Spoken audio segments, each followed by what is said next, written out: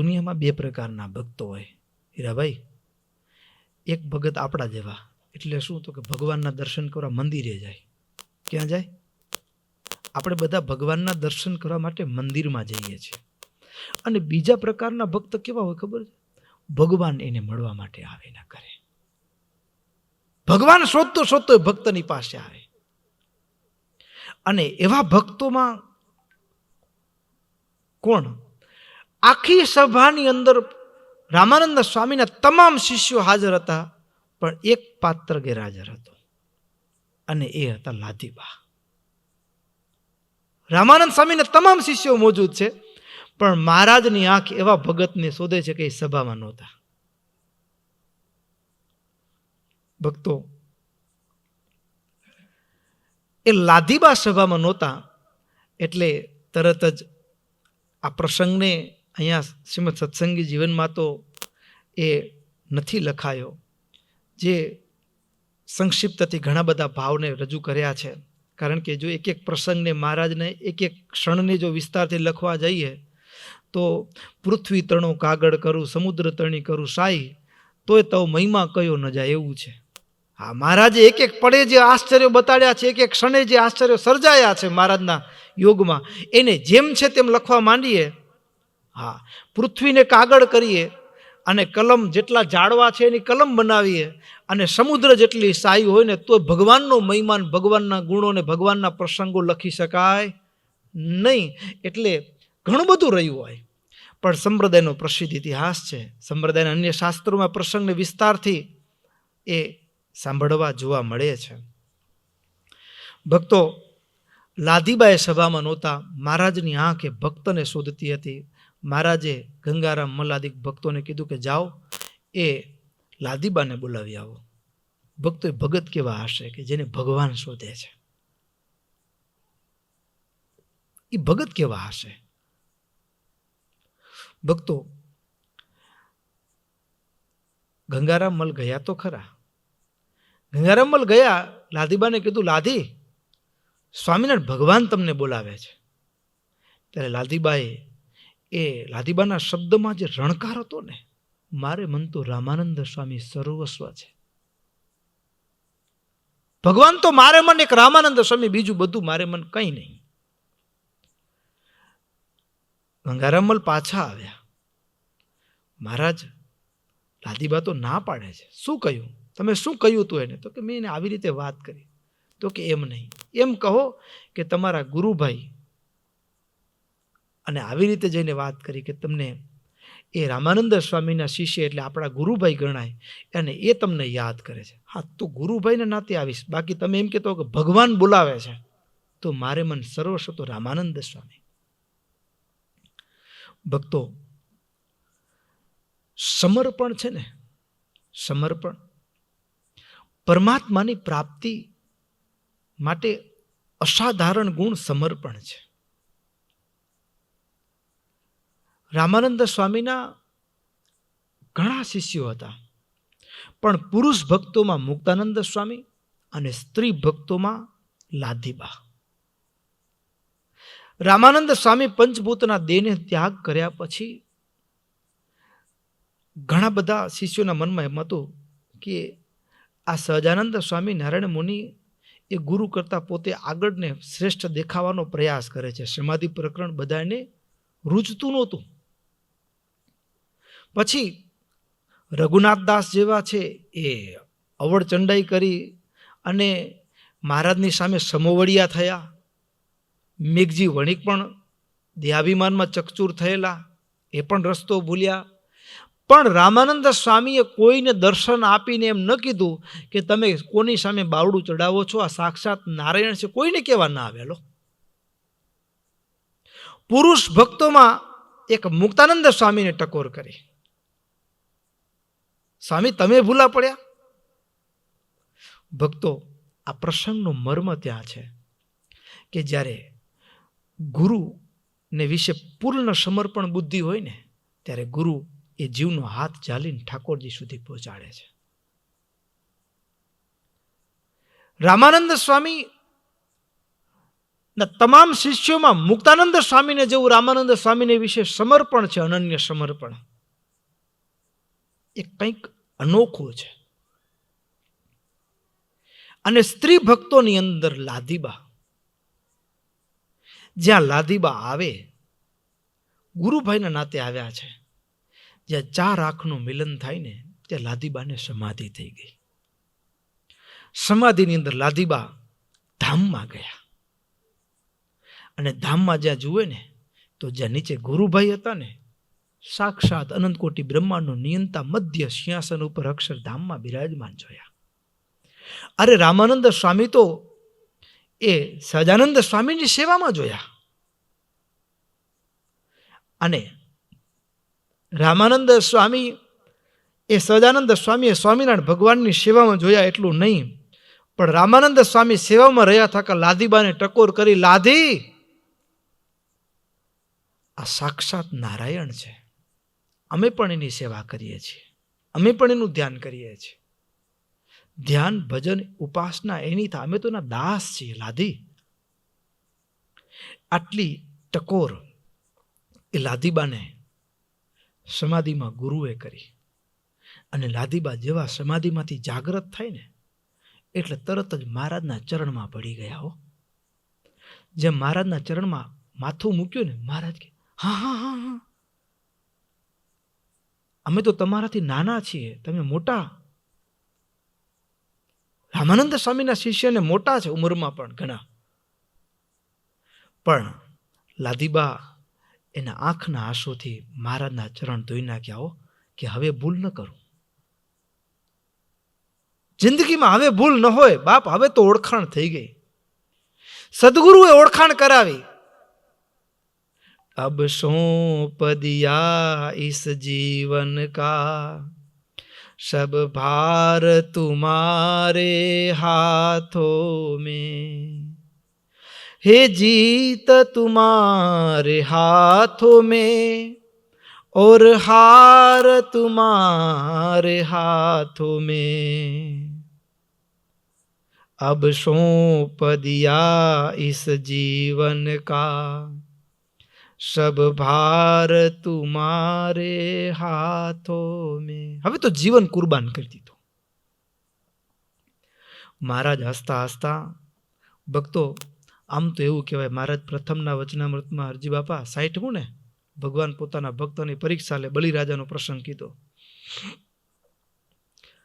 આમ તો એવું છે કે ભગવાનને ભગતનો માપ કાઢવા પરીક્ષા લેવી પડે. શું એ અંતર્યામી નથી? એ આપણું હૈયું નથી જાણતા કે એ પરીક્ષા લે પછી માપની ખબર પડે કે આ ભગત કાચો છે કે પાકો છે? તો શબ્દ પ્રયોગ પરીક્ષા કેમ કર્યો?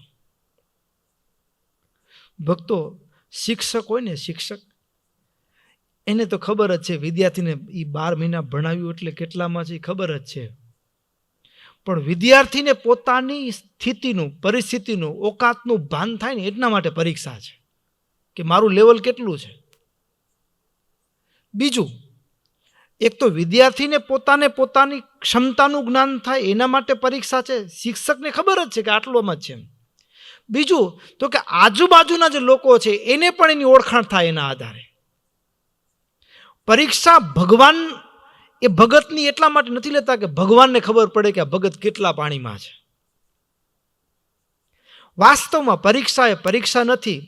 ભગવાનના ભક્તની કસોટી એ કસોટી એના માટે છે કે દુનિયાને ખબર પડે કે આ ભગત એ કેટલું એનું સમર્પણ છે. એના સમર્પણનું દર્શન કરાવવા માટે ભગવાન દુનિયાને ભગતની ઓળખાણ કરાવવા માટે હાથીના પગ નીચે પ્રહલાદને કચડવામાં આવે ને તો દુનિયાને ખબર પડે કે પ્રહલાદની ભક્તિ, પ્રહલાદની ઓળખાણ કરાવવા માટે એ ઘટના છે. વાસ્તવમાં ભગવાન એની ક્ષણે ક્ષણે મારો ભગત કેટલો બળવાન છે, મારા ભગતમાં કેટલું સામર્થ્ય છે, એનું સમર્પણ કેવું છે એનું દર્શન કરાવવાનું હોય છે. અને મહારાજે એ ભુજવાસી ભક્તો સભામાં બેઠા હતા ને, બધાના મનમાં મહારાજ લાધીબાને યાદ કર્યા હતા ને કે અમારા લાધીબા નથી દેખાતા. બધાને થયું કે એ તો હવે ભગત છે, પણ લાધીબા કેવા ભગત છે એનું દર્શન કરાવવા માટે મહારાજે લાધીબાએ ભગવાનના ચરણમાં માથું મૂક્યું ને તે મહારાજ લાધીબાને કે લાધીબા અમે કહેશું એમ કરશો? અરે મહારાજ તમારા માટે જીવન કુરબાન છે. તો હવે એક કામ કરો. શું? 16 શણગાર ધારણ કરી અને અમારા માટે દેસલસર તળાવેથી પાણીનું બેડું ભરી આવો. તે પાણી શું સુંદરજી સુતાના ઘરે નહોતું, બાજુમાં જ હમીસર તળાવ, ઘરમાં કૂવો. તો દેસલસર તળાવે પાણી, આ પાણી નહોતું ભક્તો, સમર્પણ હતું. સમર્પણ હતું. અને આ એ લાધીબા કે જે લાધીબા ભક્તો એવું કહેવાય કે આ લાધીબા એના નાની ઉંમરે લગ્ન થયેલા અને નાની ઉંમરે પતિ એને હેરાન કરતો અને એમ કરતાં સત્સંગ મુકાવાના પણ ઘણા બધા પ્રયાસો કરેલા. લાધીબા સાસરિયેથી પિયરમાં આવતા રહેલા અને પછી રામાનંદ સ્વામીના કહેવાથી પરિવારજનોએ લાધીબાને અલગ ઓરડો, સંપ્રદાયના પહેલા સાંખ્યોગી લાધીબા છે. કોણ છે? સંપ્રદાયના પહેલા સાંખ્યોગી બા લાધીબા છે. જીવબા લાડુબા તો હજી મહારાજ ગઢપુર ગયા છે પછી, પણ રામાનંદ સ્વામીની હયાતીથી રામાનંદ સ્વામીએ એને સાંખ્યોગનો વર્તમાન અને નિયમ આપ્યા છે. અને એ લાધીબા સાંખ્યોગ પાડતા ઘરે રહી અને એ લાધીબા એનું મન સંસારમાંથી પાછું વળેલું અને એના માટે તમામ પુરુષ જગતના એનામાં ક્યાંય એનું મન ન લલચાતું, ક્યાંય એનું મન અટકતું નહીં. કેવળ નારાયણના ચરણમાં એનું મન પરોવાયેલું હતું, ગુરુના વચનમાં એનું જીવન હતું. અને એ લાધીબાને 16 શણગાર, હા લગ્નના માંડવામાં જે કોઈ કન્યા શણગાર ધારણ કરીને આવે ને, હા એ 16 શણગાર ધારણ કરીને લાધીબા માથા ઉપર પાણીનું બેડું લઈને નીકળ્યા હો. હા, અને ગામની ઓટલે બેઠા હો ને, હા જૂના જમાનાના 2 સમાચાર પત્ર હતા. હા 2 સમાચાર પત્ર. એક બાઈઓ એ ગામને કૂએ પાણી ભરવા જાય ત્યાં ભેગા થાય અને ત્યાં સમાચાર મળે, બરાબર. અને બીજું સમાચાર પત્ર કોણ? તો કે ગઈઢા ભાભા એ ઓટલે બેઠા હોય. હા એ સમાચાર પત્ર, 2 સમાચાર પત્ર અવેલેબલ હતા એ જમાનામાં. અને એમાં હા એ ઓટલે બેઠા હોય ગામના ભાભાને, હવે એ કઈ બાઈ નીકળી, કોના લગ્ન ક્યાં થયા ને બધી સંભાર રાખ્યો. હા એ ભાભાની જિંદગી આખી જુદી હોય. હા આપણે તો સત્સંગ થયો એટલે એવું ન હોય ભલે, પણ એમાં આમ 16 શણગાર કરીને બાઈ નીકળ્યા એટલે રામા હે આ તો કોઈ નવી બાઈ લાગે છે, હમણાં કોના લગ્ન થયા? એ લગ્નનું તો કંઈ સાંભળેલું નહીં કે હમણાં ભુજમાં કોઈના લગ્ન થયા હોય એવું. હા કોકના લગ્ન થયા ઢોલ ઢબુ કેવા સમાચાર તો મળે ને. હવે કોઈના લગ્ન નથી થયા ને આ નવી બાઈ 16 શણગાર ધારણ કરીને એ નીકળ્યા હોય એટલે આમ મનમાં તો પ્રશ્ન થઈ જાય. અને એમાં લાધીબા પાણી ભરીને નીકળ્યા ને ત્યાં કોઈ કે જરાક મુખ દેખાણું, અરે આ તો લાધી. ત્યાં બીજાએ કીધું કે આ ઉંમરે વળી કોનું ઘર માંડ્યું હશે? અને એમાં એક જણાની તો બટકની બોલી, ઘણા માણસોને આખા બોલા હોય, સમજ્યા ને, એ રહી ન શકે, આમ ખખડતા વધુ હોય. શું હોય? હા એટલે રહેવાનું નહીં એટલે બોલાઈ ગયું. એ લાધી આ ઉંમરે કોનું ઘર માંડ્યું? આ ઉંમરે કોનું ઘર માંડ્યું? કોને પરણ્યા? અને એ સમયે લાધીબાનો જે જવાબ હતો, કોની હારે લગ્ન કર્યા? અદ્ભુત બ્રહ્માનંદ સ્વામીના એ શબ્દો છે, કોની સાથે લગ્ન કર્યા છે? રે સગપણ હરિવરનો સાજું, રે સગપણ હરિવરનો સાચું, બીજું સર્વેક્ષણ ભંગુર કાચું, રે સગપણ હરિવરનો સાચું, રે સૌ સાથે પ્રીતિ ટાળી, રે ભાગ્યું મન મિથ્યા ભાડી, એવા એક વનમાળી રે સગપણ હરિવરનું સાચું રે સ્થિર નહીં આવરદા થોડી રે તુચ્છ જાણી આશા છોડી મેં જગના જીવન સાથે જોડી રે સગપણ હરિવરનું સાચું. ભક્તો કેવો ભાવ!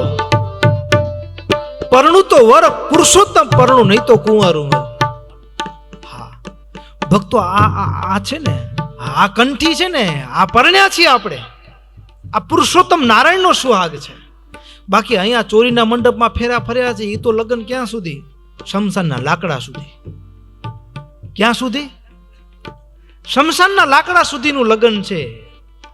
પણ એક એવું લગ્ન ભક્તો, મહારાજે કીધું આ બ્રહ્માંડમાં જેટલા જીવ છે ને, જેટલા જીવ, એને બધાને પત્ની બનાવી ચૂક્યા છે. હા, બધાને પત્ની. કેટલી વખત? અરે એની ગણતરી જ ના આવે. અસંખ્ય વાર બધાની પત્ની બની ચૂક્યા છે સ્ત્રીનું શરીર ધારણ કરીને. કેટલી વાર? અનંત વાર. હજુ સુધી લગ્નનો છેડો નથી આવ્યો. હવે તો એવા લગ્ન કરવા છે કે લગ્નની ઝંઝટ જ છૂટી જાય. ધણી ધારવો તો એવો ધારો કે ફરી રંડાપાનો વારો જ ના આવે. અને એ લાધીબા, એના શબ્દમાં રણકાર છે. આજે સમર્પણનો રણકાર છે, પુરુષોત્તમ નારાયણના ઓળખાણનો રણકાર છે. એના ચરણમાં માથું મૂક્યું છે ને. હા, એવા પુરુષોત્તમની સાથે લગ્ન કર્યું છે કે હવે જિંદગીમાં ફરીવાર કોઈ દી ફેરા ફરવા ન પડે. અને આ બેડું એનું છે, અમારા માથા ઉપર પાણી. એવા ફોગટ, માયાના કોળિયા, તુચ્છ જીવ, એના ઘરના પાણી ભરીને જિંદગીમાં વેઠ કરવી એના કરતા પુરુષોત્તમ નારાયણ આ મારા મસ્તક ઉપર છે ને, આ એનું પાણી છે. અદ્ભુત શબ્દો આગળ. રે ફોગટ ફેરા નવરે ફરીએ રે પર ઘેર પાણી શું ભરીએ ભરીએ તો નટવરને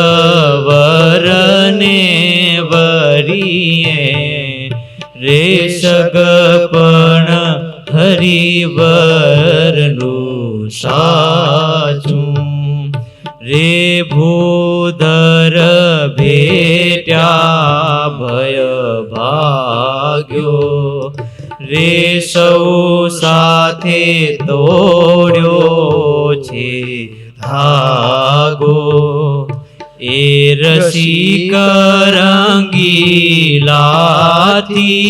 રંગ લાગ્યો રે સગપણ હરિવરનું સાચું રે એવું જાણીને સગપણ કીધું રે મેણું તો શિર ઉપર મેલીધું બ્રહ્માનંદનું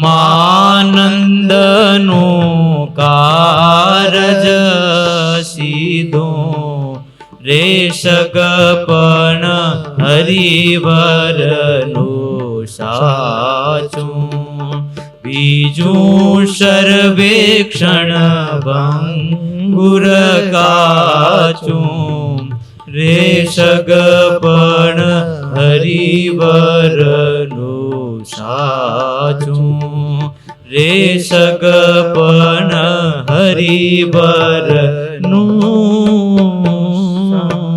સાચું. અને એ સમર્પણ ભાવથી છલકાતું એ પ્રેમનું પાણીનું બેડું ભરી મહારાજની સભામાં એ લાધીબા આવે અને મહારાજને પાણી પાયું. મહારાજે પીઠું, મહારાજે બહુ વખાણ કર્યા હો. હા, આ પાણીમાં સ્વાદ એ પાણીનો નહોતો, એ લાધીબાના પ્રેમનો સ્વાદ હતો, એની મીઠાશ હતી.